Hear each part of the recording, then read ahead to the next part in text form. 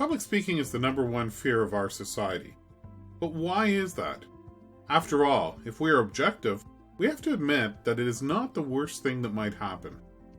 Jerry Seinfeld observed that an internet search would reveal that public speaking is the number one fear of our society, while death only makes it to number 6.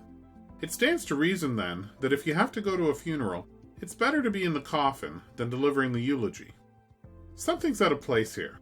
Should we really be more afraid of speaking than of death? And how did we get this way? My own situation involves some childhood experiences at public school. When I was about 9, my teacher gave my class an assignment. She told us to write a report/project on an animal of our choice. That was it. Write a report on an animal of our choice. No further instruction. I'd never written a report before. Actually, I could hardly write at all. How was I supposed to write a report if I didn't know what one was? I procrastinated and put it off until the day before it was due.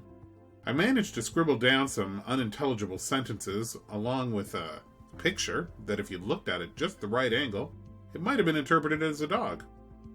I handed it in and hoped that it would be acceptable. Boy, I was glad that was over. What could possibly be worse than a research project? Well, I found out soon enough. A research presentation. Yes, not only did I have the stress of having to read and write about a subject with next to no instruction, but now I also got to stand up in front of my classmates and tell them what I knew, or didn't know, about the subject. Now there was a recipe for humiliation. Take the stress of being responsible for the outcome of the presentation without knowing what would make it successful. Add the potential for humiliation, and I got a lot of psychological pain. Now, our subconscious learns from pain better than anything else, and it doesn't matter whether it's physical or psychological. Our subconscious just knows that it does not like it. Fast forward in the life of David 20 plus years, and I was still associating that pain with public speaking. Every time I would have to speak, my subconscious would start screaming, "Ah! It hurt last time! I don't want to do it!"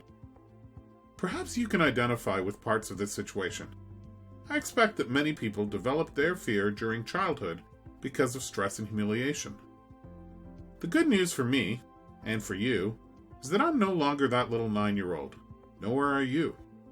I don't have to mentally regress every time I have to speak. I can learn how to speak effectively so that I have control, and I can accept that my audience is not there to humiliate me.